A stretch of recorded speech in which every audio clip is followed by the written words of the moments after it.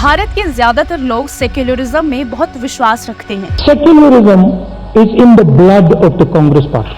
लेकिन वो तुष्टीकरण नहीं समझते, क्योंकि इसे डोज की तरह बूंद बूंद करके दिया जाता रहा है। लेकिन अब घड़ा भर चुका है और समस्या इतनी विकराल हो चुकी है कि आम लोगों का जीना दूभर हो गया है। वक्फ बोर्ड को ही देख लीजिए, जो आम जन के लिए आपदा बन चुकी है।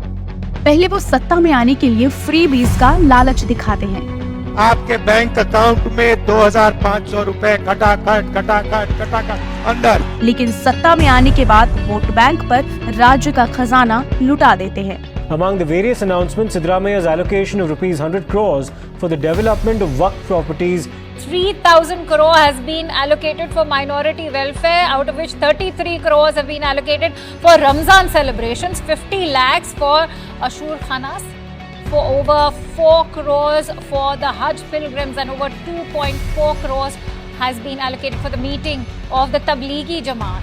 वो हिंदू होने का प्रपंच तो रचते हैं, पर हिंदुओं को गाली देकर वोट बैंक को खुश करते हैं। हिंदू धर्म में शक्ति शब्द होता है, हम शक्ति से लड़ रहे हैं।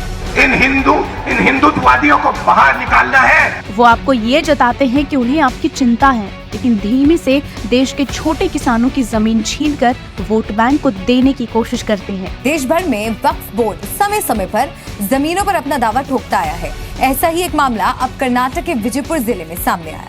वो खुद को दलित मसीहा बनाने की कोशिश करते हैं, लेकिन दलितों का आरक्षण अपने वोट बैंक में बांटकर जननायक बन जाते हैं। कर्नाटक सरकार ने मुसलमानों को ओबीसी लिस्ट में शामिल कर दिया है। कैटेगरी 2B के तहत मुसलमानों को माना गया ओबीसी। वो वोट बैंक की कम्युनिटी वाले धर्म गुरुओं के भड़काऊ बयान पर कुछ नहीं बोलते, लेकिन साधु संतों को राजनीति में आने से रोकते हैं। मल्लिकार्जुन खड़गे ने कहा कि कई नेता साधु के वेश में रहते हैं जो अब राजनेता बन गए हैं, कई तो सीएम बन गए हैं। खड़गे ने आगे कहा कि गेरुआ वस्त्र पहनकर वो लोगों के बीच नफरत फैला रहे हैं। वो मैनिफेस्टो में खास वर्ग के धर्म को सम्मान और सभी आजादी देने की बात करते हैं, लेकिन हिंदू देवी देवताओं को पत्थर बताते हैं। जैसे मंदिर में मूर्ति होती है वैसे मूर्तियां बना रखी हैं, मगर पावर बिल्कुल नहीं है। वो अपने वोट बैंक से किए हर वादे को पूरा करते हैं और बाकी के लोगों के साथ विश्वासघात।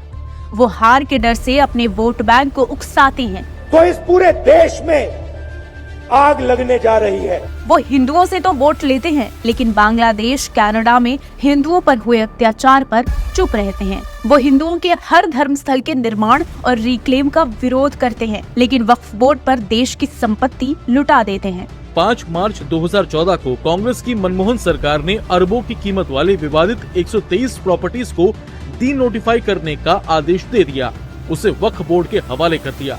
वो समुदाय विशेष को हर जगह धार्मिक स्वतंत्रता की आजादी देते हैं, लेकिन भारतीय संस्कृति का मजाक बनाते हैं। अयोध्या में मंदिर खोला, वहाँ डांस गाना चल रहा है, प्रेस वाले हाय हाय हाय कर रहे हैं, नाच गाना चल रहा है, डांस चल रहा है। एक कहावत तो आपने सुनी होगी, don't trust words, trust actions. यानी कि शब्दों से चाहे वो खुद को अपना रखवाला बताए, संविधान के रक्षक बताएं, लेकिन उनकी हरकतें कुछ और कहती है। हमें ऐसी पार्टियां, ऐसे नेताओं से सतर्क रहने की जरूरत है। हमें उनकी बातों से ज्यादा उनकी हरकतों पर ध्यान देना होगा कि ऐसी पार्टियां अपनी हरकतों से क्या कहना चाह रही हैं। क्या वो हिंदुओं को दबकर रहने की चेतावनी दे रहे हैं? एकांत में बैठकर सोचिएगा जरूर।